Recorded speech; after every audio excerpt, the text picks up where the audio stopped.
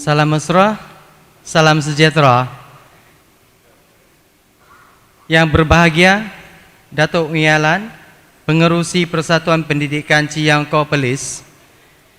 Yang berbahagia, Profesional Mak Ya Datuk Arif Perkasa, Dr. Muhammad Asri bin Zainal Abidin, Mufti Kerajaan Negeri Perlis. Yang berbahagia, Brother Zamri Winod, Ketua Operasi One Center Malaysia. Dan Encik Cheng Ban Pai, Presiden Dewan Perniagaan dan Perindustrian Tionghoa Perlis. Ketua-ketua pertubuhan, div-div kenamaan, para jemputan, wakil-wakil media, tuan-tuan dan puan-puan serta hadiri sekalian. Terlebih dahulu, saya bagi pihak majlis mengalu-alukan kehadiran yang berbahagia Profesor Mak Ya Datuk Arif Perkasa, Dr. Muhammad Asri bin Zainal Abidin, yang berbahagia Brother Zamri Winod, tuan-tuan dan puan-puan serta hadiri sekalian dengan ucapan selamat datang. Majlis dimulakan dengan menyebut Pengerusi Persatuan Pendidikan Akhlak Ciyangkau, Datuk Mialan, untuk menyampaikan sepatah ucapan. Persilakan.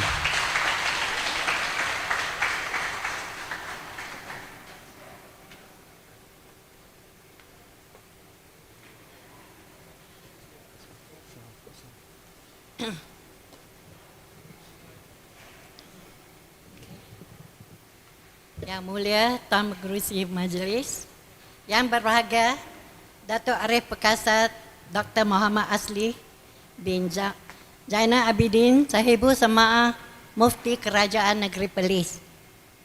Yang berbahagia Encik Cheng Ban Pai, Presiden Dewan Perniagaan dan Perindustrian Tionghoa Perlis, selaku moderator dialog pada malam ini. Yang berbahagia Encik Zamri Winod, Ketua Pegawai Operasi One Center Malaysia, pengerusi dan wakil-wakil persatuan, ahli-ahli Persatuan Ciyangkau, wakil-wakil media dan seterusnya, puan-puan dan tuan yang saya hormati sekalian. Selamat malam dan salam sejahtera. Terlebih dahulu saya ingin merakamkan setinggi-tinggi penghargaan dan terima kasih kepada yang berbahagia Datuk Asri, Mufti Kerajaan Negeri Perlis, kerana sudi datang ke Persatuan Ciyangkau untuk berdialog dengan penganut agama pada malam ini. Dialog ini adalah penting kerana melalui dialog ini saya yakin ia akan menambah kefahaman dan pengetahuan ajaran agama Islam dan dengan lebih mendalam di kalangan kita, dan sudah tentu ia akan mengurangkan salah anggap atau salah faham terhadap agama Islam.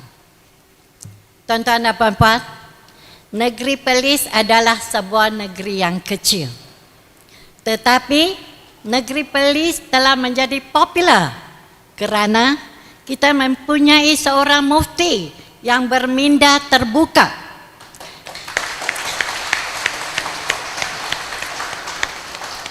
dan sanggup memperbetulkan kata-kata yang menjelebangkan agama Islam. Datuk Asri juga sentiasa memberi teguran, nasihat dan pandangan yang tepat kepada pihak-pihak tertentu. Datuk, we feel proud of you. Tuan-tuan dan puan-puan, malam ini saya ingin mengambil kesempatan ini untuk memperkenalkan Persatuan Ciyangkau. Kerana ramai orang tak faham apa dia persatuan ini, apa yang dijalankan oleh di persatuan ini. Persatuan Ciyangkau adalah satu persatuan pendidikan akhlak. Tujuan persatuan ini tak lain dan tak bukan ialah untuk mendidik dan membimbing ahli-ahli supaya menjadi insan yang bermoral. Selain daripada itu, Persatuan Ciangkok banyak membuat kebajikan untuk membantu golongan yang kurang bernasib baik.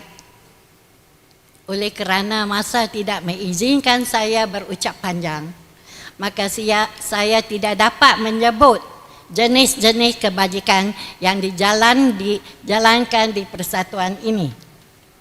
Jadi setakat inilah ucapan saya. Terima kasih.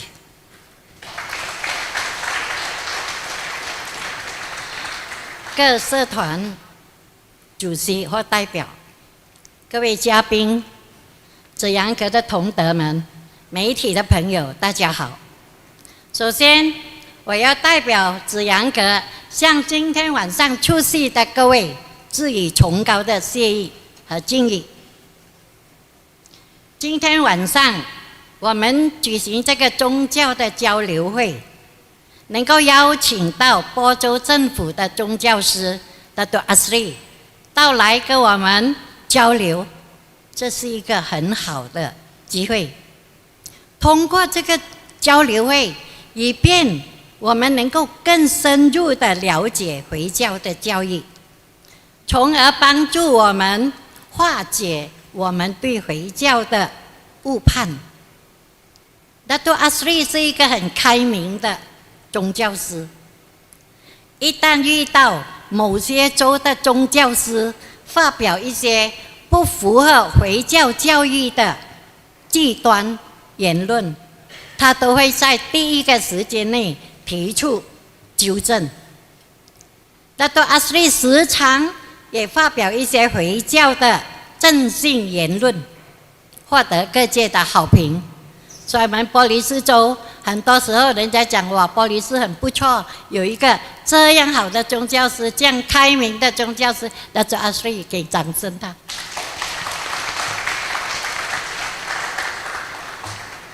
我希望在座各位能够把握今天晚上的机会，提出一些令人对回教产生困扰的问题和他交流。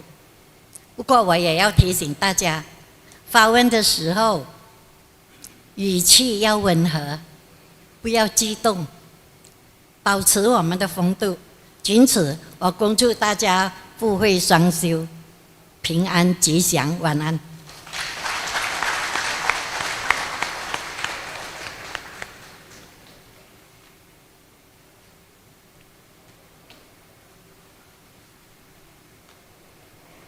Terima kasih atas ucapan Datuk Muyalan.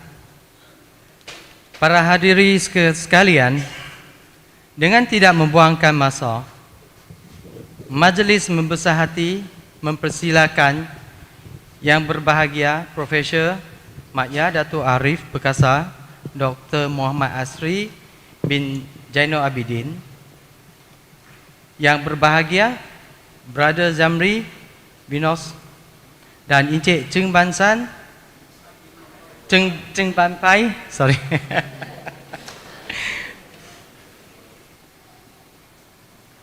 Untuk memulakan forum pada malam ni, iaitu keharmonian antara penganut agama. Silakan. Habis lagi. Boleh tengok.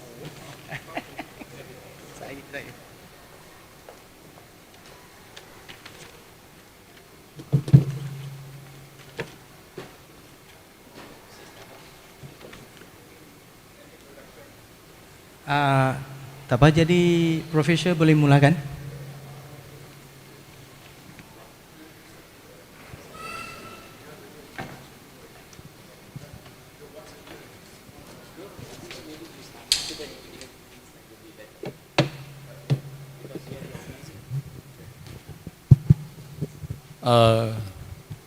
Sekali lagi kita ucapkan ribuan terima kasih kepada Datuk Dr. Asri yang sudi datang ke Ciangkau pada malam ini. Kebetulan kami sudah ada perjanjian dengan Datuk Asri supaya kalau ada masa sila dah datang ke tempat-tempat seperti Ciangkau dan tempat-tempat beribadat orang Cina, dan Datuk Asri tidak segan silu, anytime, dia kata anytime. So pada malam ini kita amat bertuah dapat bersama-sama Datuk di sini. Dan sekali lagi saya menyuruh tuan-tuan dan puan-puan, sekiranya ada kemuskilan yang berkaitan dengan agama Islam, go all out. Silakan tanya apa yang nak tanya. Datuk Asri mungkin dapat jawab semuanya. Dan pada malam ini juga kita ada satu tetamu khas, iaitu Brother Zambri. Brother Zambri adalah daripada One Center Malaysia. So One Center Malaysia juga very aktif, banyak aktif dari segi mengorganisasi ataupun mengadakan majlis-majlis seperti ini, majlis seperti yang boleh macam mana nak kita menyatu padukan rakyat Malaysia. So I think Datuk Zambri, Brother Zambri mungkin nak cakap sesuatu dulu kan? Okey, silakan.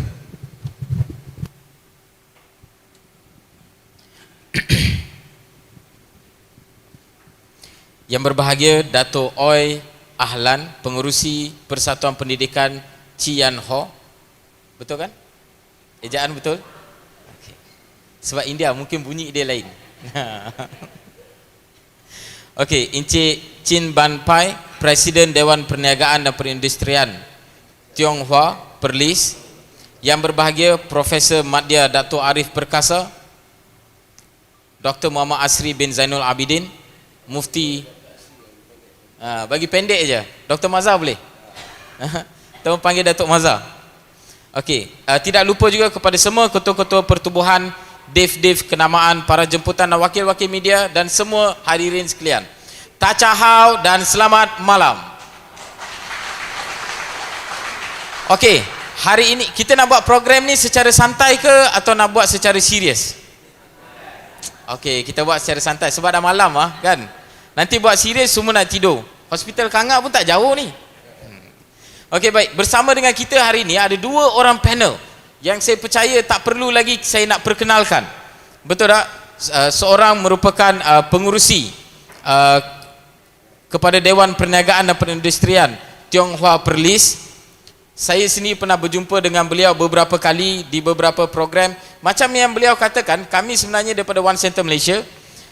Untuk pengetahuan, One Center Malaysia ni adalah idea yang telah diasaskan oleh Dr. Mazhar sendiri, di mana kita tubuhkan di bawah Majlis Agama Islam dan Adat Istiadat Melayu Perlis, bertujuan untuk mengeratkan lagi hubungan di antara kaum dan juga perpaduan even di antara agama. Walaupun kita ada perbezaan, tetapi ada banyak benda yang kita boleh bersamaan. Itu antara kita punya fokus utama di Perlis. Sambil itu untuk menyampaikan tentang Islam kepada masyarakat bukan Islam.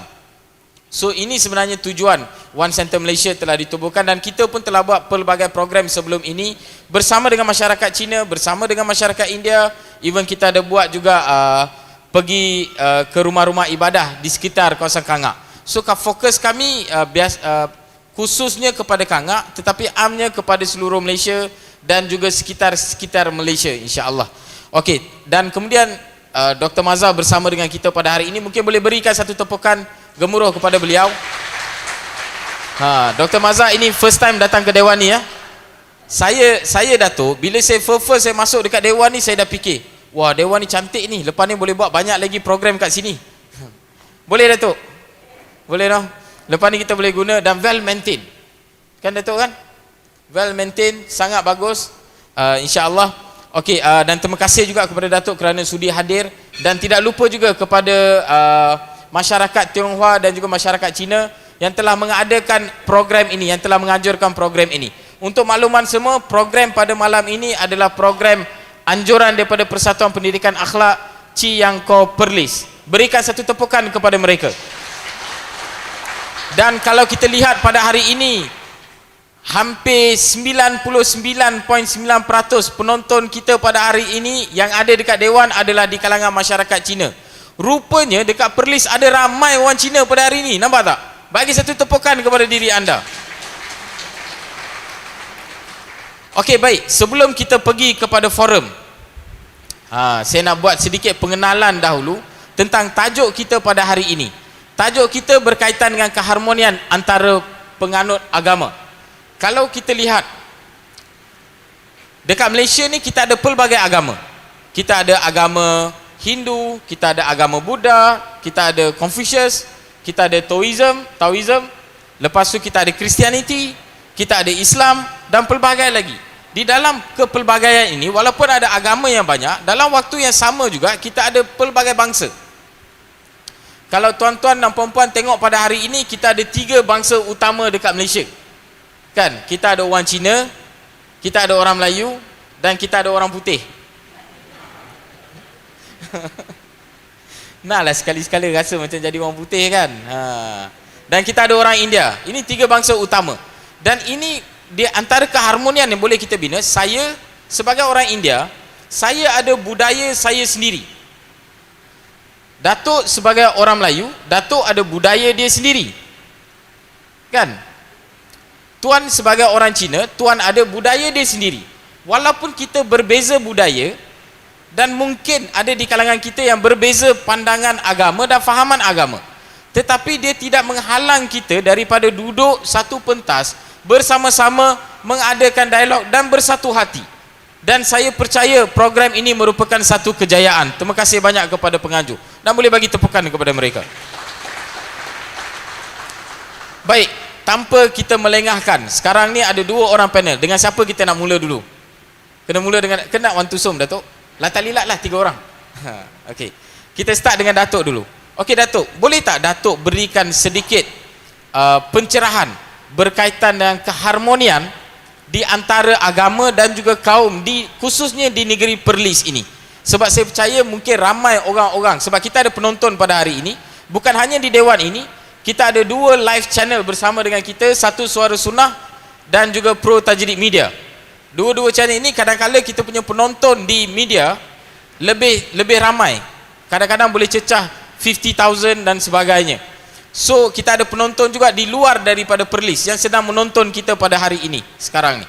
Jadi Datuk, saya nak mungkin Datuk boleh ceritakan sedikit pengenalan berkaitan dengan apa usaha-usaha keharmonian di antara agama dan kaum yang khususnya dijalankan di negeri Perlis ini, insya-Allah. Tafadhal masykurun. Okay, terima kasih banyak kepada saudara Zamri. Selamat malam kepada semua. Assalamualaikum. Saya selalu bagi tahu bahawasanya Assalamualaikum maksudnya peace be upon you. Salam sejahtera. Jadi itu yang kita sebut salam sejahtera dalam bahasa Melayu. Dalam bahasa Arab Assalamualaikum maksud salam sejahtera. Cumanya dia bukan bermaksud mesti kepada tujuan kena masuk agama Islam, tapi kita doa supaya yang baik, supaya orang yang dengar mendapat kesejahteraan. Saya terima kasih kepada Datuk Yalan. Saya lama tak jumpa. Ini orang politik kan. Tapi sekarang ni menyertai Presiden Persatuan Ciyangko, Persatuan Akhlak. Ini saya kataan akhlak ni asal perkataan Arab lah. Maksudnya budi pekerti, perangai, dan banyak perkara yang dalam hidup ni manusia sama. Semua ajaran mengajar buat baik pada ibu bapa umpamanya sama. Ajaran suruh menghormati sama. Kita sudah banyak perkara yang sama antara kita. Terima kasih juga kepada Tuan Cheng Bampai kerana ni kawan lama saya. Jadi kami dah janji untuk berjumpa dengan masyarakat Cina. Sebelum saya nak mula, saya rasa terima kasih pada dialog ini kerana ini penting. Kalau kita tengok dalam Malaysia sekarang, macam mau gaduh je semua. Betul tak? Semua macam mau gaduh. Ini cakap, yang ni cakap ini. Ini cakap, ini kata ini mau gaduh. Sebab ramai orang ada kepentingan politik. Kita di sini tak ada kepentingan politik. Kita hanya mau berkawan saja. Kan? Tuhan telah ciptakan manusia ini berbeza-beza. Bukan kita yang pilih mau jadi Melayu, ataupun mau jadi Cina, ataupun mau jadi India. Kita tak booking, kata bagi satu anak India punya. Tak. Saya mau anak, kalau kita sudah Cina, anak pun mesti Cina lah. Kalau kita Melayu, anak pun Melayu. Bukan kita pilih mau lahir di Malaysia, atau boleh pilih mau lahir di England, atau mau pilih. Ini semua tanpa pilihan. Sebab itu di dalam agama Islam, perkara-perkara yang mana bukan kita punya pilihan, kita tak boleh salahkan orang itu. Kita tak boleh salahkan satu orang kerana hina dia kerana kulitnya hitam. Contoh aja lah. Kita kata hitam manis. Kita tak boleh hina orang kerana dia rambutnya kerinting, ataupun kerana kulitnya macam orang Afrika, kerana dia Cina ataupun dia Melayu. Kita tak boleh hina kerana itu bukan pilihan. Not fair for him or for her, because that is not his choice or his choice. Itu bukan pilihan dia. Jadi itu Tuhan yang jadikan dia. Kalau kita kata hina dia kerana dia itu Melayu, hina dia kerana dia Cina, kita telah menghina apa yang telah Tuhan ciptakan. Apa yang boleh kita lakukan dengan berbeza-beza dalam agama Islam, Al-Quran kata dia ciptakan, Tuhan ciptakan, inna khalaqnakum min dzakarin wa untha, kami ciptakan kamu lelaki dan perempuan, wa ja'alnakum syu'uban wa qabaila. Ini dalam teks Arab Quran saya sebut. Kami jadikan kamu macam-macam bangsa, macam-macam clans, macam-macam keturunan. Dalam Cina pun banyak lagi dia punya surname dia tu, banyak lagi dia punya. Dalam Melayu pun ada. Kenapa Tuhan kata li ta'arafu, to know each other, untuk kamu kenal antara satu sama lain, not to fight, bukan untuk lawan, tetapi untuk mengenali antara satu sama lain. So saya kena kenal, oh orang Cina apa kebaikan dia. Orang tak boleh nafi orang Cina pandai berniaga, kan? Apa makanan dia? Orang Melayu apa kelebihan dia? Orang Cina apa? Tuhan suruh supaya kita tahu. Bila kita tahu, kita dapat menghormati antara satu sama lain, dan kita dapat mengambil manfaat kelebihan apa yang dia ada yang saya tak ada. Ini tujuan penciptaan manusia. Kemudian setelah kita tahu hal ini, kita juga kena tahu kita akan berbeza. Saya tentu tidak sama dengan orang Buddha. Saya juga mungkin tidak sama dengan orang Hindu ataupun dengan orang Kristian, kerana saya orang Islam. Saya juga mungkin kata Islam agama yang terbaik, tapi itu bukan berarti saya kena bergaduh dengan orang lain. Kita ada isteri, kita kata isteri kita yang paling cantik, itu bukan berarti kita kena bergaduh dengan isteri orang lain. Kita kata Malaysia terbaik, itu bukan berarti kena bergaduh dengan negara lain. Kita kata kereta saya yang paling cantik, bukan mesti bergaduh dengan kereta lain. Oleh kerana kita beli kereta cantik, kita rasa kita elok, kita tak mau bagi kereta orang lain naik atas jalan. Itu tak boleh. Saya punya kereta cantik, orang lain dia ada pilihan dia boleh naik kereta dia atas jalan, dia bayar road tax, saya pun bayar road tax, masing-masing kena hormat. Tapi kalau awak tanya kereta siapa baik, saya cakap kereta saya bagus. Tapi kereta dia, saya kata itu dia punya pilihan.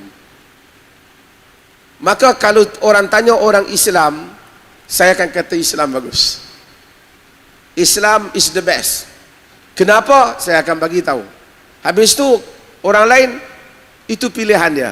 Kalau tanya dia, dia kata dia yang bagus. Tak apa, bukan untuk bergaduh. Semua kita ada pilihan. Tetapi apa yang perlu kita buat, kita mesti tahu, belajar kena tahu. Apabila kita berada di dalam negara Malaysia, Islam merupakan agama yang dominan, agama yang banyak, dan ramai orang-orang Islam adalah orang-orang yang menguasai tompok pemerintahan, dan negara ini Islam menjadi agama persekutuan. Maka sebanyak perkara mungkin kita tak tahu. Ada orang ini cakap Islam macam ini, mari ini cakap Islam macam ni. Jadi orang bukan Islam jadi pening. Jadi pada malam ini saya bukan orang politik. Saya tak akan cakap apa yang mungkin yang mereka cakap.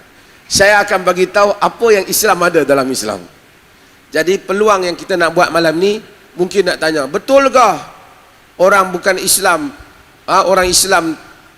orang bukan Islam tak boleh jawab Assalamualaikum? Tadi saya dah cakap, boleh kan? Betulkah kami orang Islam, orang bukan Islam tak boleh makan ini, tak boleh pergi ini, tak boleh masuk masjid? Tanya. Saya mau beritahu, boleh ataupun tidak. Jadi apabila faham, kita tahu. Mungkin yang kata tak boleh itu politik. Islam kata apa? Untuk kita tahu. Dan apa tujuan agama Islam? Supaya kita tak salah sangka. Supaya kita tak sangka Islam ini macam tak suka orang Cina. Tak betul. Di negara Cina ramai orang Islam, lebih ramai dari orang Malaysia. Jadi ramai orang Cina yang Islam. Laksmana Cheng Ho, dia datang ke tanah Melayu ini dahulu. Dia adalah orang Islam daripada Cina. Ada kapal dia yang besar. So banyak orang Cina yang Islam. Jadi Islam bukan untuk orang Melayu, Islam bukan untuk orang Arab, Islam bukan untuk orang Cina saja, bukan untuk orang India saja, untuk orang Melayu saja. Islam untuk semua orang. Semua orang. Islam bukan untuk orang Islam saja, Islam pun untuk orang bukan Islam. Maksudnya kebaikan Islam itu mesti semua orang mesti boleh dapat merasainya. Itulah Islam yang saya belajar, yang tidak ada kepentingan politik. Terima kasih. Jadi saya buka pada sesi soalan. Saya mau malam ni kita banyak buka poin. Terima kasih. Okey, baik, terima kasih banyak kepada Datuk yang telah memberikan kata pendahuluan dan sebagainya. Ada banyak benda yang Datuk telah kongsikan bersama dengan kita. Mungkin Mr. Cheng ada bersama dengan kita, boleh buat sedikit translation di dalam bahasa Mandarin. Nak saya translate ke dalam bahasa Mandarin? 我应该是不用解释了哦，大家会明白了哦。就是现在好我们要求大都直接开放给大家发问了，因为大都很喜欢你们的回应看你们有什么东西要，你们有好像不清楚啊，或者是有需要他解释的，尽量发问了哈，大家。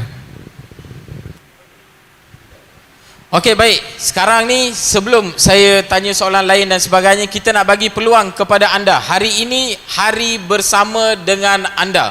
Hari bersama dengan masyarakat Cina. So kita akan beri lebih banyak peluang kepada anda. Untuk apa saja soalan, kalau anda ada nak tanya soalan dan sebagainya, kita ada sediakan mic dekat tengah-tengah. Kalau tuan-tuan nampak, tuan-tuan dan puan-puan dekat tengah ada mic, tuan-tuan boleh pergi dan tanya. Apa saja soalan yang tuan-tuan nak tanya dekat Datuk Mufti pada hari ini. Datuk Mufti ni nak cakap, boleh. Sebelum, terima kasih. Tanya semua soalan. Mungkin soalan tu takut tanya nanti orang Melayu marah. Tak apa, tanya. Saya tak marah. Mungkin takut nanti marah, kata kita nanti anti Islam pula. Tak apa, malam ini boleh tanya. Saya tak, ini jangan simpan. Tanya. Hari ini merupakan hari meluahkan perasaan. Kalau anda ada marah, walaupun marah kat Datuk, boleh guna mic tu. Nak marah, marahlah. Kalau nak marah saya pun boleh, tapi slow-slow sikit.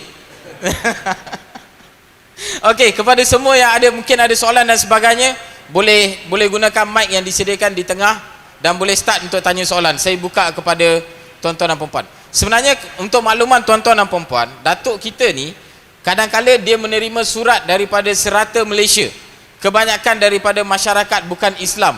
Apabila mereka dengar beberapa isu yang berlaku dan sebagainya, dia selalu akan dapat surat, orang tanya betul ke benda ni. Orang ni dia bukan Islam. Kadang-kadang ada di kalangan persatuan, betul Datuk no? Yang hantar surat dekat Datuk tanya. Pada hari ini Datuk sendiri ada bersama dengan anda. And we open the floor. Kalau ada apa saja soalan, tak kira. Jangan risau, nak takut sensitif ke tak sensitif ke, no problem. Hari ini we open. Tak ada masalah dan boleh tanya apa saja soalan kepada Datuk. Saya mulakan dengan soalan yang pertama insya-Allah. Kalau sesiapa ada soalan.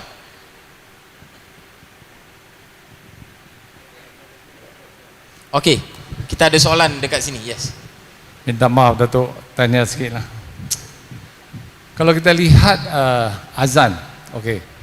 Azan itu adalah kalau tak silap saya lah, saya ni teka ya lah, adalah masuk waktu untuk sembahyang kan. Jadi macam satu pengumuman kepada umat Islam bahawa time sembahyang sudah sampai kan. Tapi saya juga dapat banyak orang Cina especially yang kata, kenapa harus diperbesarkan suara azan itu? Kadang-kadang pukul 5 pagi dah bangun pasal azan kan. So implikasi kita tentang implikasi sama ada itu mungkin dipraktikkan masa Nabi oleh sebab kita tak ada jam. Tapi pada hari ini semua lengkap, handphone apa semua ada alarm clock kan. Jadi apa implikasi azan tu sebenarnya, Datuk? Terima kasih.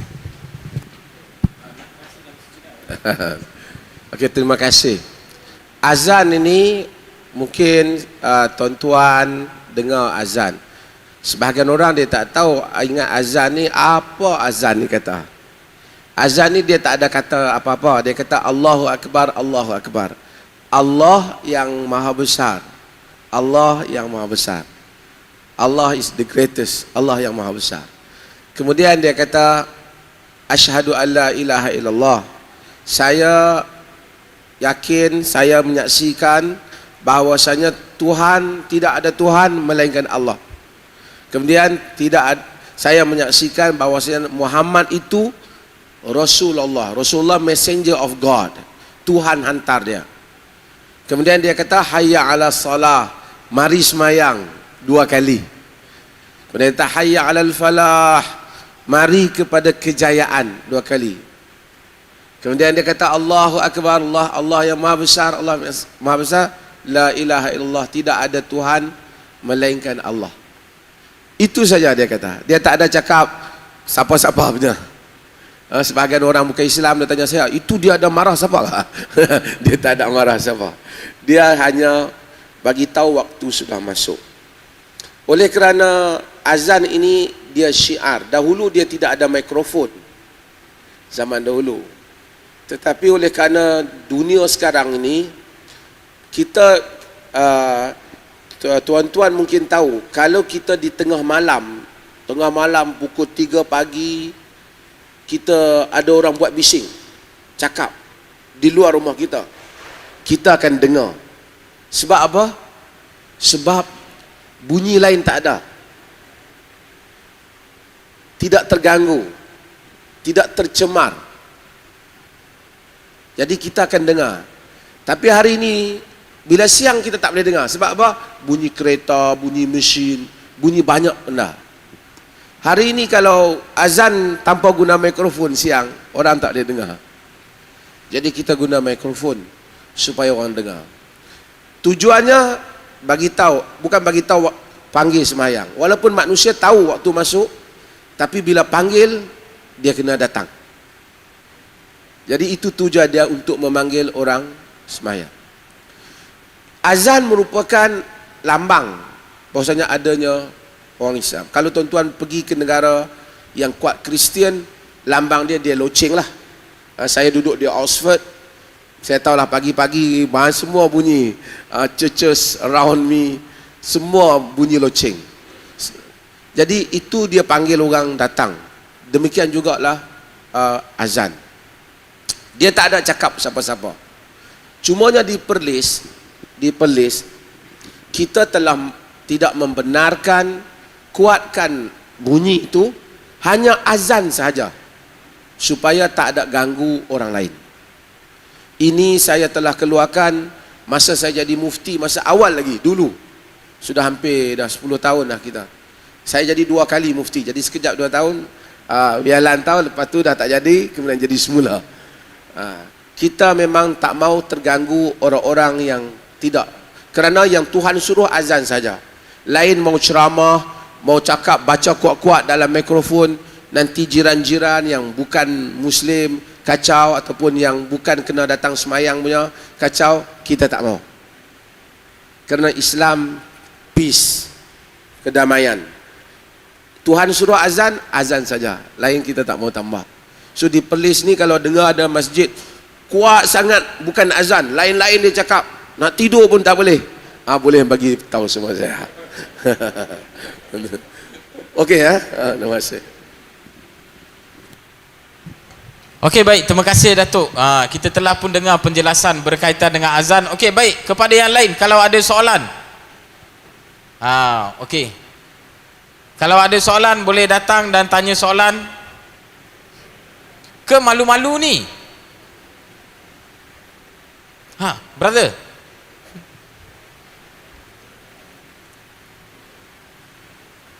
Datuk, tanya sikit.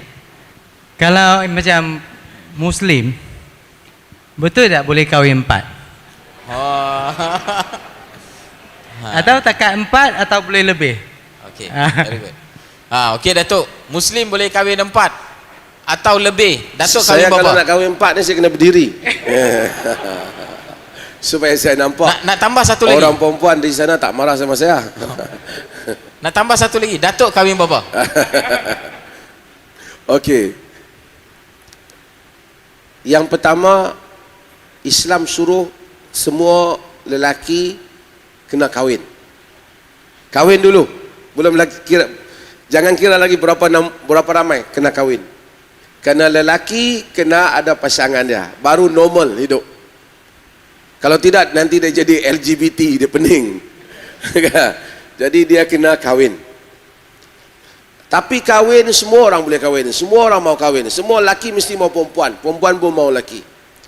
Dia bagi satu syarat yang kena buat, iaitu kena kahwin dan lakukan tanggungjawab sebagai suami.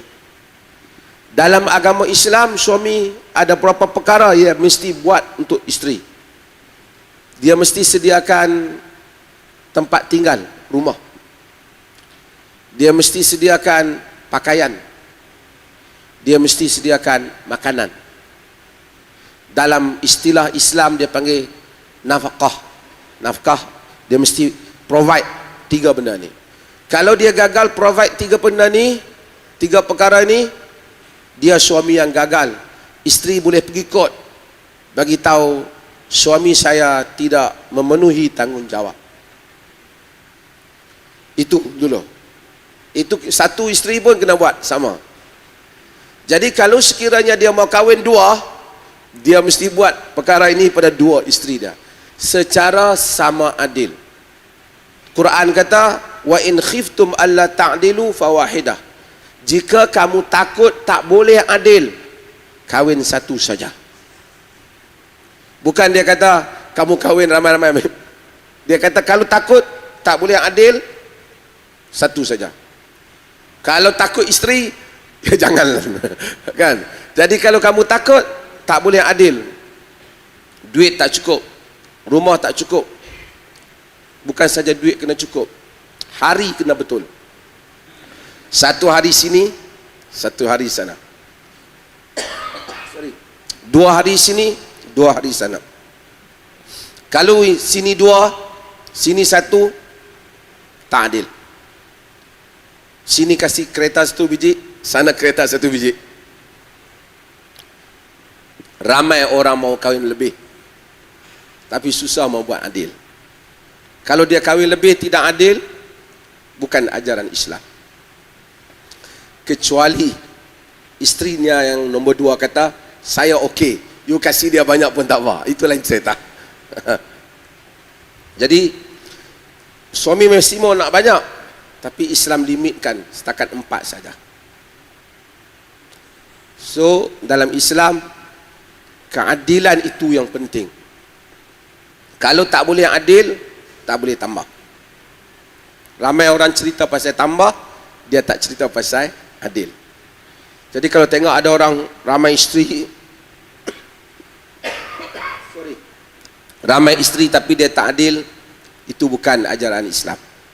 So betul setakat 4, tapi jarang saya jumpa orang 4. Saya jumpa orang 2, itu pun saya tengok dia pening. Kalau dia tak adil, isteri yang pertama boleh bagi tahu mahkamah, suami saya tak adil. Jadi dia boleh keluarkan diri dia. Suami boleh ceraikan isteri, isteri juga boleh buat tuntutan untuk membatalkan daripada menjadi isteri. Ada hak masing-masing. Ada perkara yang isteri-isteri tunaikan, kena buat tugasan, ada perkara yang suami mesti buat. So ramai orang selalu cakap pasal kahwin lebih, suruh dia cakap pasal adil. Kalau dia adil, dia boleh. Melainkan isteri dia yang lain tu, dia handsome sangat, saya mau kahwin sama awak saja, duit saya tak nak, semua kasih nombor 1 pun tak apa, itu lain cerita lah. Terima kasih.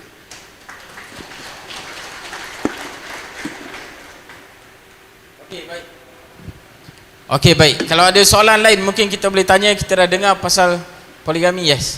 Ada satu klip video Okey. nak tunjuk kat Datuk. Dan depan ni saya ada bawa ada pertanyaan lah.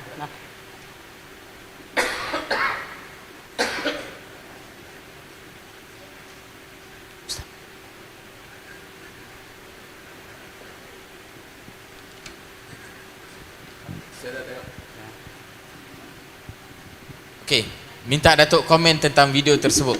Dan mungkin Pertanyaan dia, berdasarkan video klip tersebut, ternyata jadi berdasarkan video klip tersebut, ternyatalah penceramah itu seorang resid. Adakah tindakan diambil terhadapnya memandangkan isi kandungannya akan menjejas keharmonian antara rakyat Malaysia? Okey, terima kasih. Pertama, macam saya bagi tahu tadi, racist is no place in Islam. Because Islam is not religion for any specific race.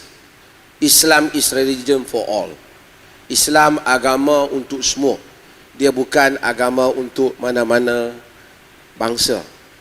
Nabi Muhammad pun bukan orang Melayu. Kalau kata Islam hanya untuk orang Melayu, Nabi Muhammad pun bukan orang Melayu. Masa zaman Nabi Muhammad, orang Melayu belum lagi menganut Islam. Jadi Islam untuk semua. Ada beberapa perkara yang mungkin dalam video tu lah, dia cakap beberapa perkara tapi saya nak sebut. Ada perkara yang memang orang Islam percaya hanya orang Islam saja boleh kendalikan. Kalau mau kendalikan masjid, mesti orang Islam lah. Kan, kalau mau mengendalikan urusan yang membabitkan ada pentadbiran orang Islam, mesti orang Islam. Tapi kalau mau mengendalikan urusan orang ramai, yang mana tak membabitkan soal kepentingan agama, maksudnya tak menjejas Islam, orang Islam di Malaysia saya rasa pun terbuka. Banyak sekolah yang guru besarnya orang bukan Islam, orang Cina. Dan ada cikgu-cikgu Melayu Islam. Mereka tak komplain. Ada juga menteri yang bukan Islam. Mereka datang, orang Islam tak komplain. Tak, mereka selagi orang itu tak timbulkan perkataan provokasi. Kita ini dalam hidup, saya cakap semualah, Melayu ke Cina ke India, kita jangan mulakan ini. Awak Cina, awak Melayu. Bila ada orang mula, lain jawab. Bila lain, dia tak boleh stop. Selepas dia dah tak cakap, sana pula cakap. Itulah yang berlaku dalam negara kita sekarang. So ada orang cakap dan ini pula jawab, sana lagi jawab. Lagi kita tak stop, lama-lama kita bergaduh. Dan kita bergaduh, tak ada siapa yang untung. Semua orang hidup tidur tak boleh lena. Kita mau bergaduh sebab kita nak rasa selamat, nak hak kita. Sekarang hak dia pun tak dapat, hak kita pun tak dapat. Saya tengok dahulu orang Islam dia orang Melayu. Mungkin saya, kalau tuan-tuan ikut dapat faham apa yang saya nak sampaikan. Orang Melayu ni semua bangsa ada dia punya kelemahan dia. Tapi kalau kita tengok orang Melayu dulu, di tengah kampung orang Melayu ada kedai orang Cina. Kedai biasanya kedai runcit lah. Betul tak? Apa orang Melayu panggil kat Cina tu? Tokek. Kalau dia hutang, dia bayar. Kalau dia hutang kedai Melayu, kadang-kadang dia tak bayar, kedai tokek dia bayar. Dan kadang-kadang apa-apa semua dia ada. Kalau tuan-tuan masih ingat, apabila Jepun, orang tua-tua tahu, Jepun masuk ke tanah Melayu. Tahun berapa Jepun masuk? 1942, 43 kan dia masuk. Masa tu Jepun memang cari siapa? Dia cari orang Cina. Sebab dia bergaduh di Cina sana. Ramai orang Cina yang selamatkan anak-anak dia dengan beri kepada orang Melayu. Orang Melayu lindungi. Bukan kerana dia Melayu, saya bagi tahu, tapi kerana dia baca Quran. Quran tak benarkan inayai orang lain. Quran tak benarkan zalimi orang lain. Orang Melayu itu mungkin dia tak sekolah tinggi, tapi dia tak pukul orang Cina tengah-tengah kampung dia. Walaupun orang Cina itu hanya 2 orang, 3 orang berniaga tengah, dia tak buat apa. Sebab apa? Sebab dia baca dalam Quran, hari-hari dia semayang.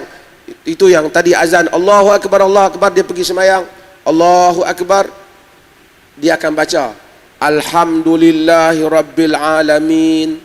Semua puji-puji untuk Allah Tuhan, Tuhan untuk semua. Dia tak cakap Tuhan untuk Melayu. Alamin tu Tuhan untuk orang Melayu, orang Cina, orang Arab, orang apa, Tuhan untuk tumbuh-tumbuhan semua. Sebab itu dia tahu tak boleh inai orang lain. Jika tuan-tuan mau ikuti apa yang saya bagi tahu, tuan-tuan yang tua-tua mungkin faham sejarah ini. Sebab apa? Sebab tak boleh bergaduh.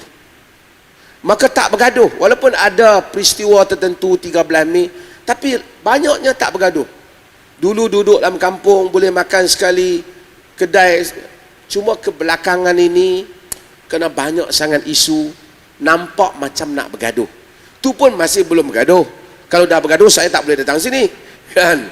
Tapi sebab itu kita mesti mengelakkan kenyataan. Video-video yang macam ni, kalau kita layan, memanglah macam-macam lagi mau cakap. Kita mau sebarkan video orang-orang yang cakap tentang keamanan, keharmonian dan perpaduan seperti yang kita buat pada malam ini. Okey, terima kasih. Okey, baik, terima kasih banyak kepada Datuk. Kita dah dengar ada penjelasan daripada Datuk, dan untuk makluman tuan-tuan, kita ada edarkan kertas. Dan kepada tuan-tuan yang mungkin rasa tak mau tanya melalui mic dan sebagainya, mungkin segan, okey, boleh tulis soalan dekat kertas dan boleh berikan kepada petugas-petugas kami dan mereka akan serahkan kepada saya. Kalau ada sesiapa yang perlukan kertas, boleh angkat tangan. 看有谁需要有问题的，可是不想上来发问的，不好意思上来发问的也可以。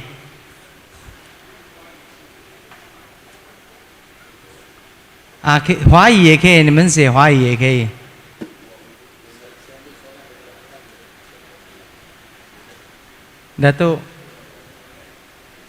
Datuk, tanya satu soalan lagi. Saya ada 2-3 soalan lagi ni. Okay, baik, boleh.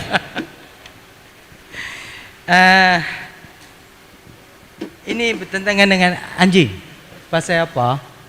Yang Muslim dia rasa takut ke atau dia tak boleh sentuh anjing? Datuk, kenapa orang Islam bila tengok anjing, dia lari dulu sebelum anjing lari? Okey. Pertama, orang Islam dia bukan disuruh untuk bunuh anjing, tak. Ramai orang kadang-kadang dia tak faham. Cuma orang Islam dia tak biasa dengan anjing. Di dalam Al-Quran ada cerita tentang anjing yang membantu sekumpulan orang-orang baik melarikan diri daripada kerajaan yang zalim. Dia sebut anjing, dia panggil wa kalbuhum, dan anjing mereka bersama dengan mereka. Jadi anjing bukan dibenci.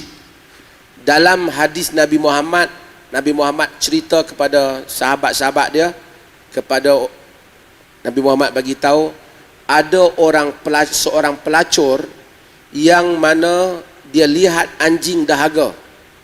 Lalu dia pergi ambil air di dalam, dia buka kasut dia, dia ambil kain dia, dia cedok air dalam telaga, dia bagi anjing minum. Nabi Muhammad kata faghafaraha, maka Allah Subhanahu wa taala faghafaraha, Tuhan ampunkan dia. Tuhan ampunkan dosa dia. Kerana apa? Dia beri minum anjing. Walaupun dia pelacur, tapi kerana dia simpati pada anjing. Jadi orang Islam tidak ada bukan memusuhi anjing. Itu kena tahu dulu. Bukan kata anjing kalau orang Islam jumpa mesti mau katok dia bagi, mau pukul dia bagi mati, tak. Itu tak betul. Okey, yang kedua, di dalam Al-Quran juga ada peruntukan membenarkan orang Islam memburu binatang guna anjing. Zaman dahulu dia nak tangkap macam kancil, bukan kancil kereta tu, itu dia mau tangkap haiwan buruan kan, dia hunt use anjing, dia guna anjing. Okey. Tetapi dalam masa yang sama Nabi Muhammad memberitahu air liur anjing mempunyai mencemarkan. Jadi kalau kena air liur anjing tu tak apa, tapi dia kena basuh. Dia kena basuh dengan 7 kali tuang air, 7 kali. Tapi salah satu daripada 7 tu dia kena campur air tanah sikit. Apa dia ambil kat luar tu ada tanah, bubuh. Jadi dia tuang atas tempat yang kena anjing tu, air liur tu. Kemudian dia tuang lagi, dia basuh lagi 6 kali. Cukup. Air biasa ni pun menghilangkan kesan. Scientific research, kajian saintifik menunjukkan anjing memang mempunyai virus. Dan virus itu boleh dibuang dengan menggunakan air tanah. 1500 years ago, 1400 tahun yang dulu, Nabi Muhammad bagi tahu guna air tanah. Hari ini proven guna air tanah boleh menghilangkan virus. Kadang-kadang sekarang kita tengok ada virus banyak kan pasal anjing kan. Sebab tu virus ni orang Islam dia tak kena kalau dia elakkan anjing. Bukan dia tak boleh pegang anjing, dia boleh. Cuma dia kena basuh bila dia mau semayang. Itu saja. Kedua, orang Islam tak simpan anjing dalam rumah. Sebab ini sebabnya berapa sebab. Salah satunya kerana biasanya anjing dia menyalak, barking, dia orang datang. Dia macam tidak begitu welcoming guest. Jadi macam saya pun kalau mau pergi rumah orang Cina kadang-kadang saya takut juga, saya tengok betul-betul. Dan nanti saya takut dia tak kenal saya kan. Jadi untuk itu dia boleh ada anjing tapi jangan di dalam rumah nanti ganggu tetamu. Itu pandangan Islam. Bukan kerana dia jumpa anjing dia mau bunuh anjing, tak. Kalau boleh tak kalau dia jadi polis, dia nak kena pegang anjing yang untuk apa? Cari penambahan bukti itu, boleh. Kalau dia jadi doktor haiwan, veteriner, boleh tak untuk dia pegang anjing untuk bagi injection anjing, boleh tak? Boleh. Cuma nanti bila dia kena air liur, masa semayang punya time dia basuh. Kalaulah tadi Nabi Muhammad bagi tahu bagi minum anjing, Tuhan ampun dosa. Kalau orang tu doktor dia rawat anjing, lagi banyak pahala. So bukan dia musuh anjing, tapi kalau anjing itu bahaya, anjing gila yang menggigit, sekarang ada penyakit rabies tu kan. Kalau kita itu ada nas dalam Islam yang membenarkan anjing begitu dibunuh kerana mengancam nyawa manusia. Jadi ada hadis, ada cerita orang Islam bunuh anjing disebabkan kerana penyakit mengancam itu. Itu berkaitan dengan anjing. Terima kasih. Okey, baik, terima kasih kepada Datuk. Nak tanya satu lagi soalan tambahan, boleh Datuk? Pernah kena kejar dengan anjing tak Datuk? Saya bukan pernah kena kejar, tapi saya dalam kereta lah. Saya pergi masuk satu rumah orang Cina, saya tak tahu ada anjing dia tak kenal saya. Nasib baik saya belum turun. Tapi itu anjing besar.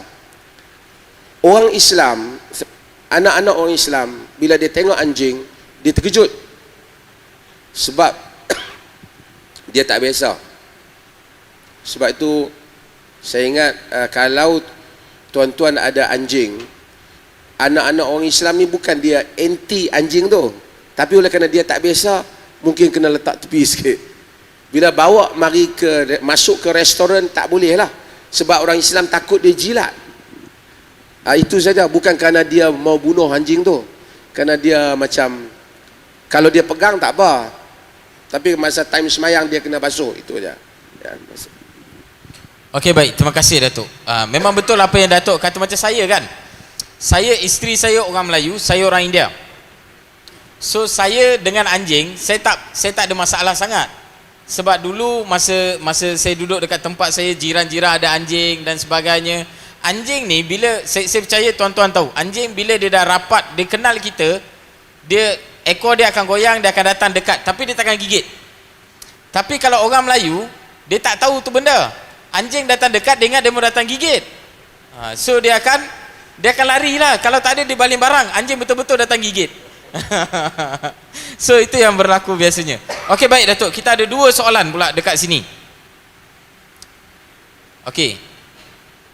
Soalan pertama ni soalan yang cukup bagus dan biasanya orang akan tanya Datuk. Agama lain masuk Islam boleh, tapi kenapa agama Islam tak boleh masuk lain agama?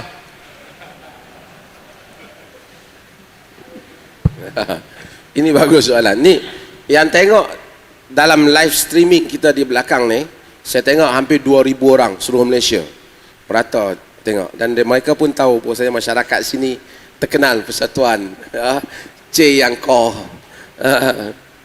Okey. Pertama, dalam Islam tak menerima paksa orang masuk Islam, tak boleh. Kerana tuan-tuan tengok, ini warna apa ni? Hitam. Kalau satu orang dia letak pistol kat kepala kita, cakap, you cakap ini putih, kita takut. Oh, kita kata banyak putih hitam ke putih? Hitam. Kita percaya hitam ke putih? Hitam. Pasal apa kita kata putih? Kita takut. Tapi adakah kita percaya dia putih? Tak. Macam itulah kepercayaan. Kalau satu orang tak percaya Islam agama benar, dia tak mau masuk Islam, kita tak boleh paksa dia masuk Islam. Bukan kerana undang-undang kata tak boleh paksa. Quran kata la ikraha fiddin. Dalam Quran tidak ada paksaan dalam agama, tidak boleh paksa. Sebab itu Nabi Muhammad tak benarkan paksa. Kerana satu orang kena masuk, kalau dia suka, dia percaya, dia masuk. Dia tak percaya, dia tak payah masuk. Okey. Bila dia masuk, dia jadi orang Islam. Bila dia jadi orang Islam, dia ada kelebihan-kelebihan yang dia dapat lah. Macam dia dah kahwin dengan orang Islam, dia dapat banyak-banyak perkara, dia tahu masyarakat Islam. Bila dia mau keluar, mesti ada masalah. Bila dia sudah kahwin, orang hari itu dia kahwin kerana dia ingat Islam dan seumpamanya, jadi ada masalah bila dia mau keluar daripada Islam.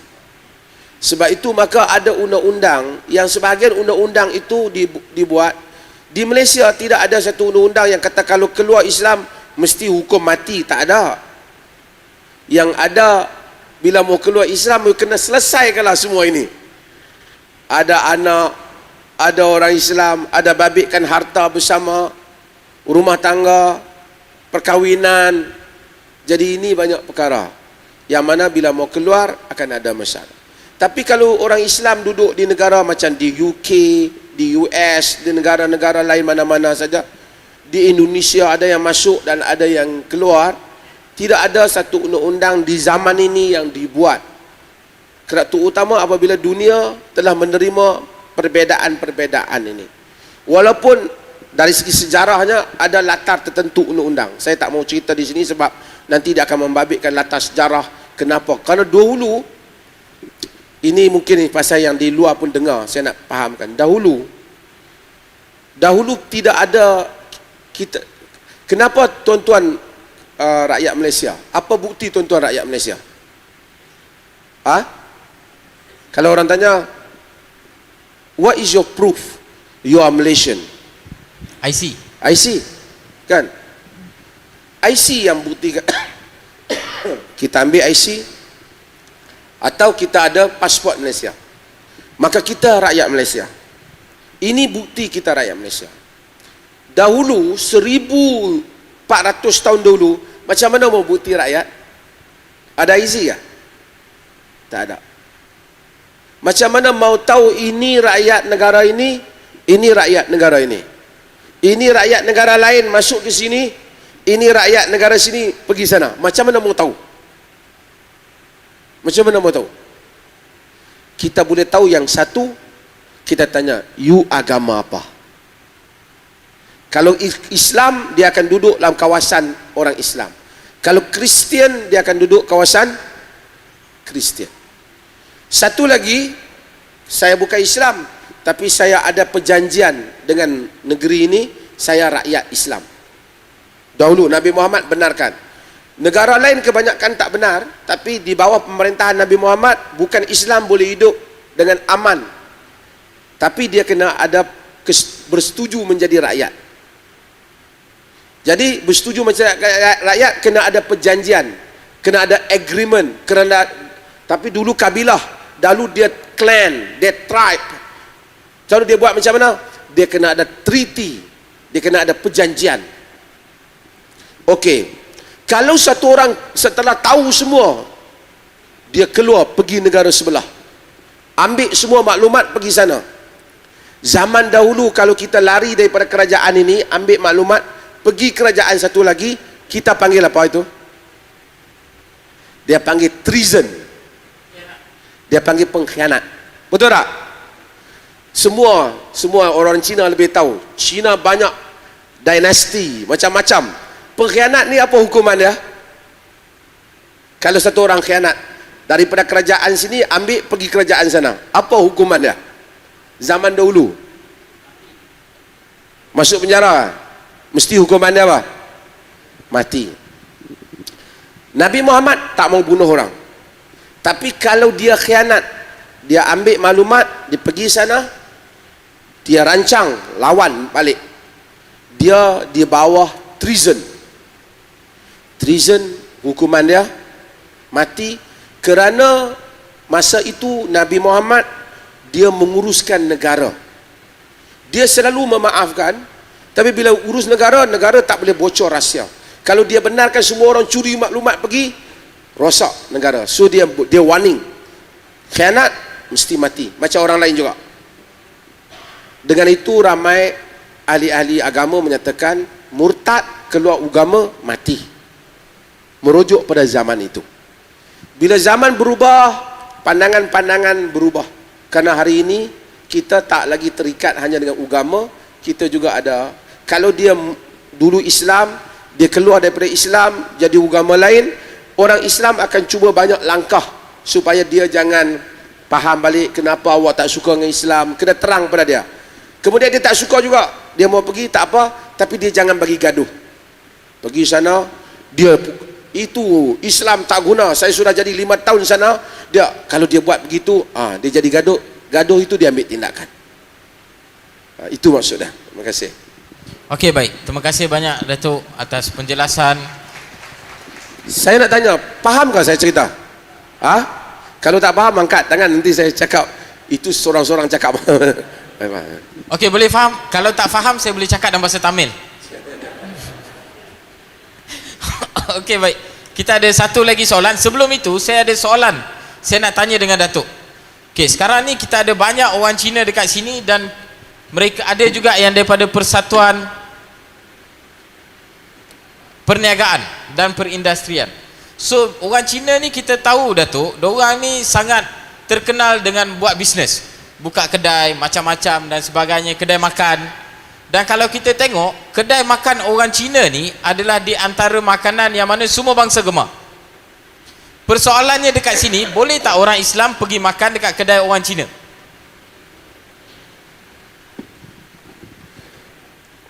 Di Perlis ni ada, saya tak mau sebut di sini nanti jadi promosi percuma kan. Di Perlis ni ada satu restoran Cina yang terkenal kat Kuala Perlis tu. Betul tak? Siapa banyak duk makan situ? Kalau makanan itu halal, boleh makan. Yang penting bahannya itu halal. Bahannya itu halal. Dan sebenarnya Nabi Muhammad jauh lebih daripada itu. Kadang-kadang makanan diberikan oleh ada Yahudi. Dalam sejarah Nabi Muhammad ada wanita Yahudi bagi dia makan.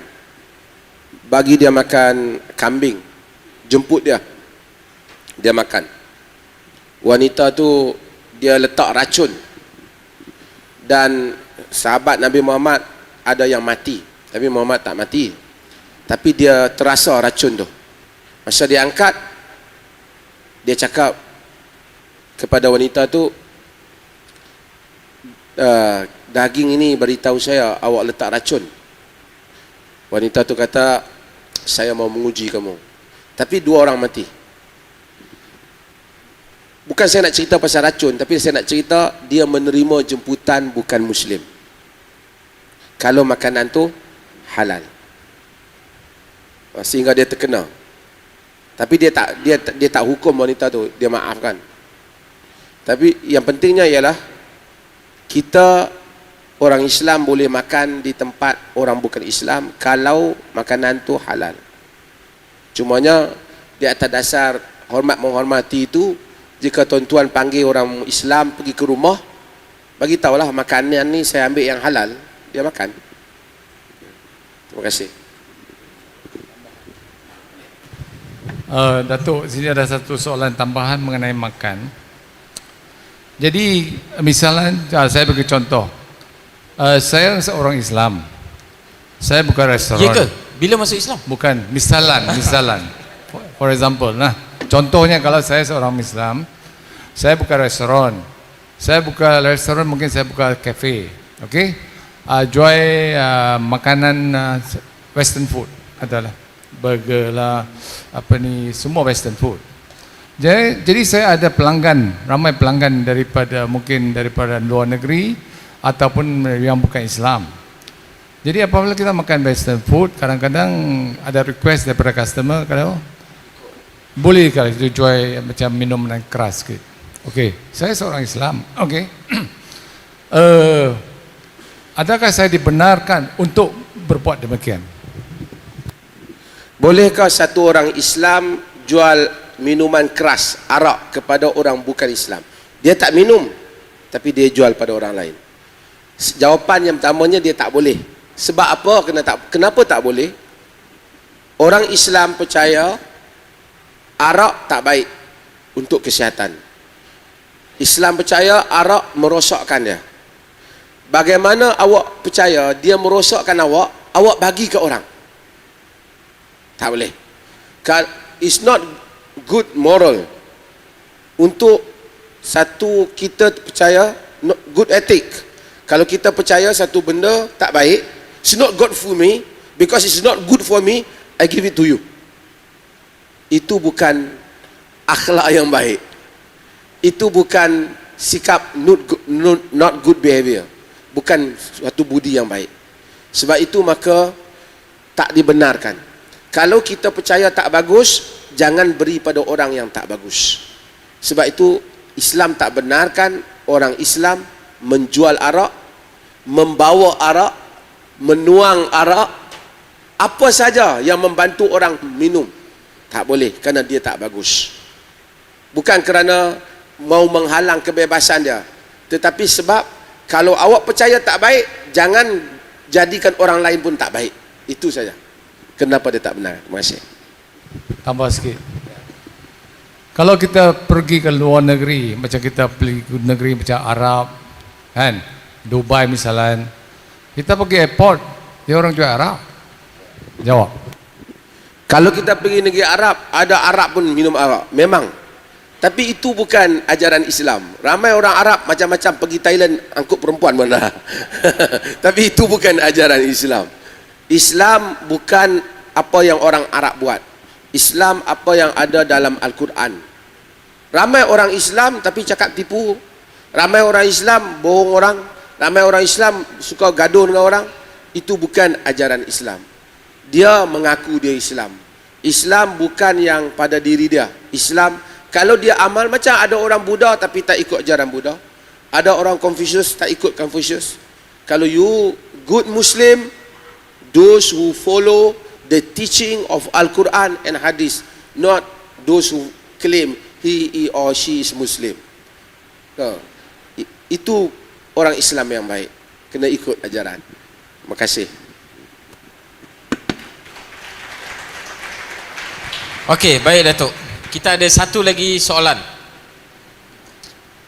Yang ini dalam bahasa Inggeris. Why do Malaysian Muslim practice FGM while many other countries had forbidden? FGM ni female genital mutilation. Kita di Perlis circumcision. Kita di Perlis, kita bagi tahu tidak perlu amalkan. Dia begini, nanti saya tengok orang perempuan pun ada. Lelaki memang melakukan circumcise. Dia potong kulit kemaluan dia. Ini being practiced by Muslim, good Christians and Jews. Memang mereka amalkan. Ini tak ada masalah, memang baik. Cuma yang ada timbul perbincangan apabila dibuat kepada perempuan. Pada zaman Nabi Muhammad tidak ada perintah supaya perempuan buat. Tetapi ada orang buat. Dia tidak melarang. Cuma dia hanya kata, elok-elok jangan sampai menyakitkan wanita. Jadi oleh kerana dia tak larang itu, jadi perbincangan, boleh ataupun tak. Kita di Perlis, di Jabatan Mufti, dia akan ada di bawah tu Council of Fatwa.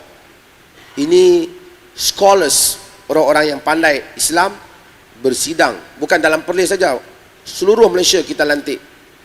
Setelah kita buat kajian, kita bersetuju dengan pendapat yang menyatakan boleh buat jika sekiranya bertujuan untuk kebaikan perempuan itu.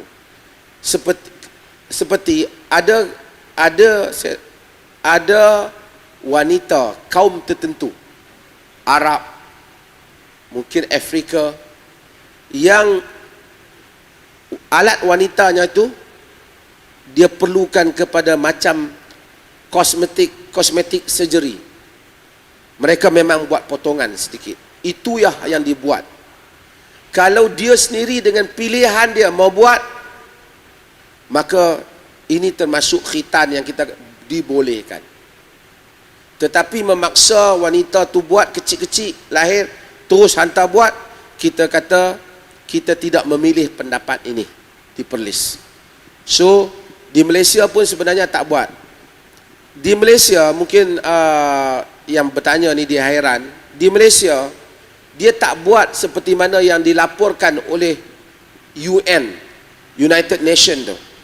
Yang dibuat yang United Nations laporkan tu di Afrika.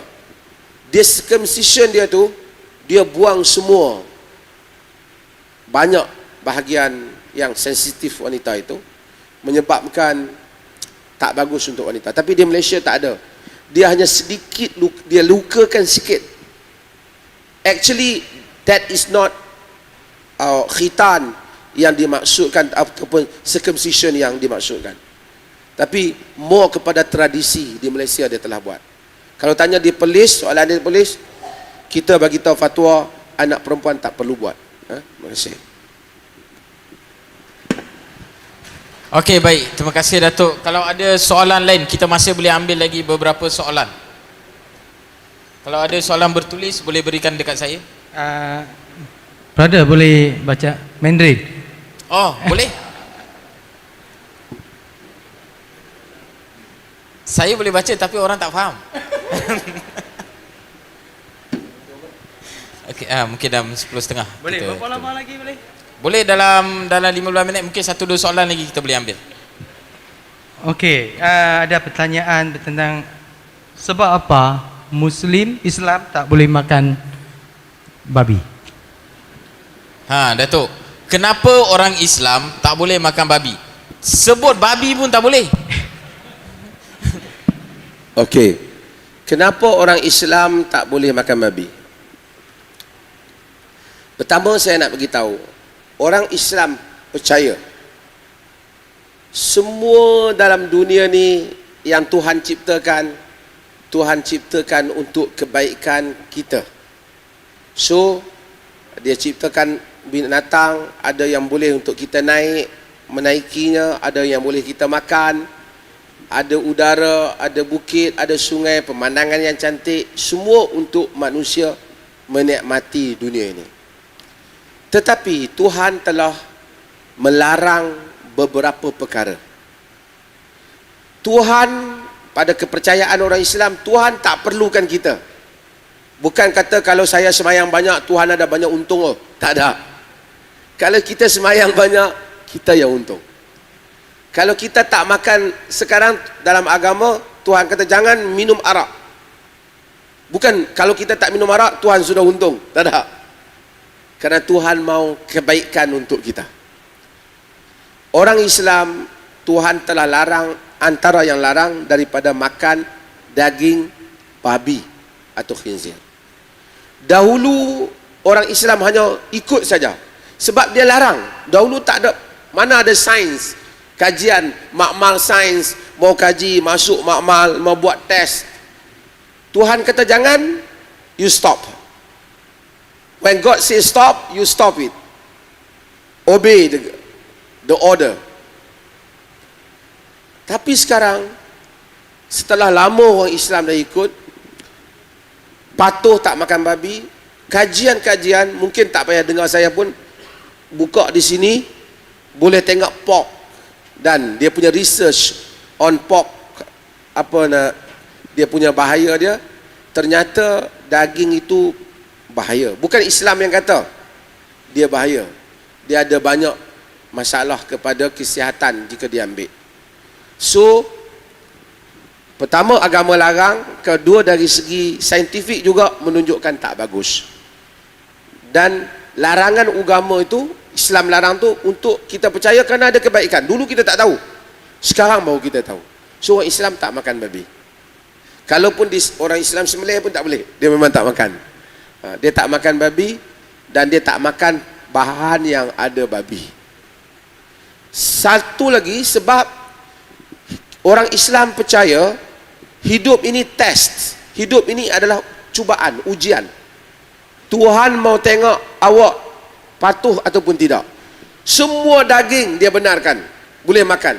Babi you jangan makan. You mau ikut cakap ataupun tak, itu baru you deserve, baru you layak untuk mendapat syurga. So orang Islam tak makan babi kerana mematuhi apa yang Tuhan kata. Walaupun dulu dia tak faham, dia patuh. Itu sebabnya. Jadi orang Islam dia tak makan babi dan dia tak makan bahan yang ada babi. Dulu sebab apa? Sebab Tuhan tak bagi. Sekarang bila dia buat kajian, yang Tuhan tak bagi itu memang ada sebabnya. Terima kasih. Tambah sikit Datuk sini ya. Kalau Tuhan tidak benarkan orang Islam makan babi, kenapa babi itu dicipta? Yang kedua, selain pada babi, macam tikus, biawak, kan? Macam lipas, macam binatang-binatang macam anjing liar ataupun, kenapa tidak disebut dalam Quran kata benda-benda macam ni pun dilarang? Padahal macam tikus akan bawa banyak penyakit. Di India orang makan tikus. Okey. Ya. Okey. Kalau dah Tuhan tak benar makan babi, kenapa babi dicipta? Ada banyak lagi binatang yang Tuhan cipta, kita pun tak makan ya. Kan? Kerana bila Tuhan cipta, dia ada fungsi yang lain selain daripada untuk makan. Mungkin fungsinya sebagai kitaran kehidupan, banyak sebahagiannya sebagai ujian. Tikus, ada tak Al-Quran larang? Al-Quran dan hadis Nabi larang dalam Islam makan apa sahaja yang berbahaya. Dia dalam Islam tak boleh makan babi, tak boleh makan yang berbahaya, tak boleh makan yang kotor. Kalau haiwan tu makan kotor, katakanlah ayam tu dia makan najis, orang Islam tak boleh terus makan ayam tu, dia kena kurung dulu beberapa tempoh baru dia makan. Dia tak boleh makan benda yang kotor. Kalaulah haiwan tu kita tengok tak tahu, dalam Quran tak ada, semua tak ada, boleh makan ke tak? Macam arnab, tengok boleh makan, tengok arnab makan rumput, okey boleh makan. Tapi tengok burung, misalnya burung gagak, dia makan bangkai kotor. Burung lain boleh makan, gagak kita tak makan sebab kotor. Kita binatang yang makan kotoran disuruh dalam Islam untuk elak. Habis itu apa tujuan binatang tu hidup? Dia hidup dengan tujuan yang lain, Tuhan mungkin tahu kitaran alam ini. Kadang-kadang burung makan ini, benda makan burung balik. Kehidupan itu berfungsi. Mungkin harimau pun kita tak makan, Tuhan cipta juga untuk tujuan-tujuan yang lain. Dia makan haiwan, kerana hidup ni dia ada pusingan kitaran kehidupan dia, yang mana kita kena tahu. Tuhan maha tahu kenapa dia menciptakannya. Okey, baik Datuk. Terima kasih banyak di atas jawapan tersebut. Ada satu lagi soalan. Satu lagi soalan nak tanya Brother Zamri. Brother Zamri ya? Ya. Saya bukan panel mah. Tak apa. Sebab ini kalau dia tanya ni, kalau macam Brother Zamri, kalau satu hari nak bebaskan daripada agama Islam, boleh? Saya? Ya. Okey, soalan yang cukup bagus. Ini tanya dekat saya. Saya kalau satu hari nanti kalau saya nak keluar Islam macam tu kan? Boleh macam tu. Nombor satu, kalau tanya dengan saya, insya-Allah saya tahu saya tak akan keluar daripada Islam. Sebab saya masuk Islam. Okey, saya waktu umur saya 16 tahun, saya masuk Islam. Macam Datuk kata tadi, kita semua ada fahaman kita sendiri. Betul tak? Dan saya waktu saya kecil, belah mak saya Hindu, belah bapa saya Kristian. Jadi saya ada dua agama tau. Saya tengok dekat rumah. Bila saya tengok, saya confuse mah. Oh yo, mana satu mau ikut oh? Mau ikut Hindu sekarang ke mau ikut Kristian? So saya confuse. Bila saya start pergi sekolah lagi, saya tengok wah ada lagi banyak agama dekat luar. Ada agama Islam, ada agama Buddha, betul, ada agama Bahai. Saya tak tahu sini tahu tak agama Bahai? Kalau dekat Seremban ramai orang agama Bahai. So ada lagi banyak agama. Saya pun fikir, wah mana satu mau ikut. Sekarang ni saya mula belajar sikit-sikit tentang semua agama. Dan bila saya mula belajar pasal semua agama, saya rasakan Islam adalah agama yang pada saya rasa Islam adalah agama yang paling logik, dan saya rasa Islam adalah agama yang paling dekat dengan saya punya hati. Sebab dia, okey, saya share sikit apa sebab. Tapi saya tak kata apa yang saya rasa semua orang kena rasa benda sama mah. Sebab kita lain-lain, betul kan? Tapi macam saya, antara benda yang buat saya rasa nak masuk Islam tu, sebab bila saya belajar pasal Islam, saya dapati dalam Islam dia ajar semua benda dalam kehidupan kita. Daripada kita bangun tidur sampai kita tidur balik, dia ada modul. Contoh dalam Islam, kalau nak tidur, dia ajar kita macam mana nak tidur, macam mana cara kita nak tidur, letak badan kita pun dia ajar. Contoh, tangan dekat mana, bahagian dada, jantung kita nak letak dekat bahagian mana, dan semua benda ni. Itu kalau tidur. Kalau makan, dalam Islam ajar macam mana nak makan. Macam Datuk tadi bagi tahu apa benda boleh makan, apa benda tak boleh makan. Lepas tu dia ajar kalau makan, kalau duduk macam mana nak duduk untuk makan. Kalau makan pakai tangan, macam mana nak guna makan, nak makan guna tangan. Bukan itu saja, macam mana nak masuk tandas pun dia ajar. Mau masuk toilet macam mana mau duduk dekat itu toilet. Kita mau pergi toilet, kalau nak pergi nombor 1 macam mana mau duduk, kalau mau pergi nombor 2 macam mana mau duduk, apa kena buat, semua benda ni. Saya rasa pada saya bila saya belajar semua agama, saya tak nampak satu pun agama lain yang ajar manusia untuk macam mana nak hidup selengkap itu, very complete.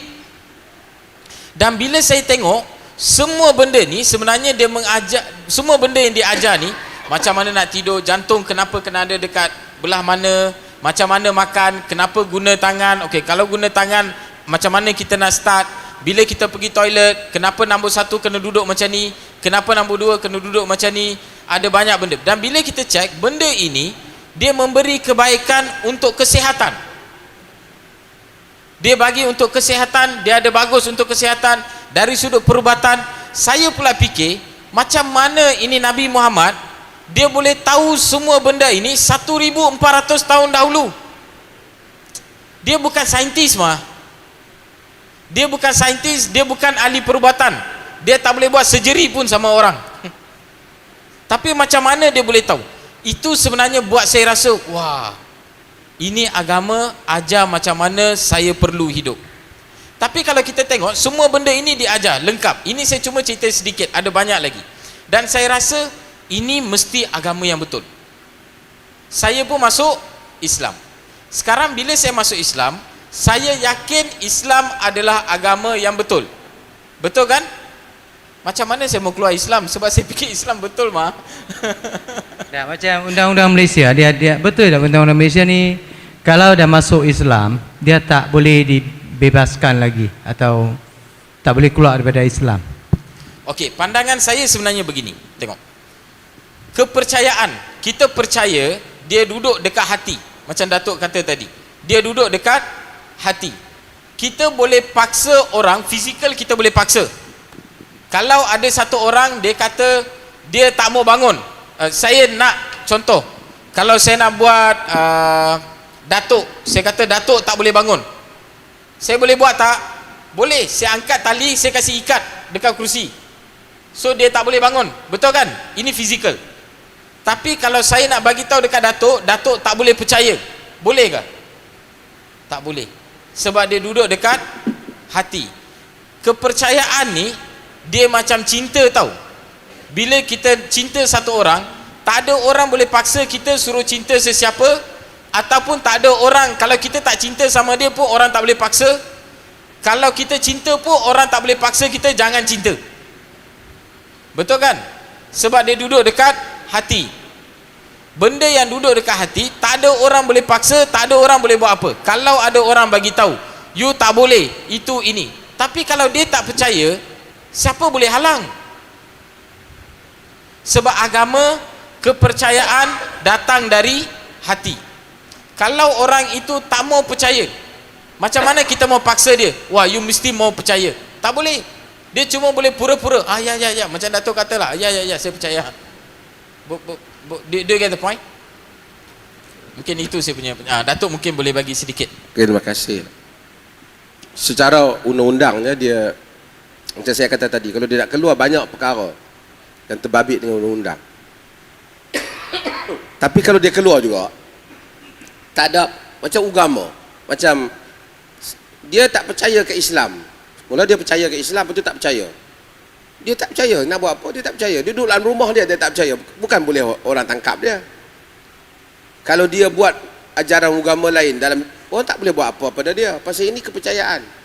Cuma bila dia bertindak, bawa isteri dia, jadikan itu kesan-kesan yang lain. Kepercayaan. Satu orang dia, macam satu orang hari ini dia Islam, tiba-tiba malam ni dia tak mau percaya Islam. Siapa mau boleh buat apa? Kepercayaan. Jadi kepercayaan tak ada undang-undang boleh kawal ya. Kepercayaan dalam diri manusia. Cumanya saya ambil kesempatan ni pasal kita dah 10:30, saya takut besok mengantuk mau kerja. Saya mau cakap satu perkara. Ini persatuan apa nama Yangko, persatuan akhlak. Saya berdiri ni sedap sikit cakap.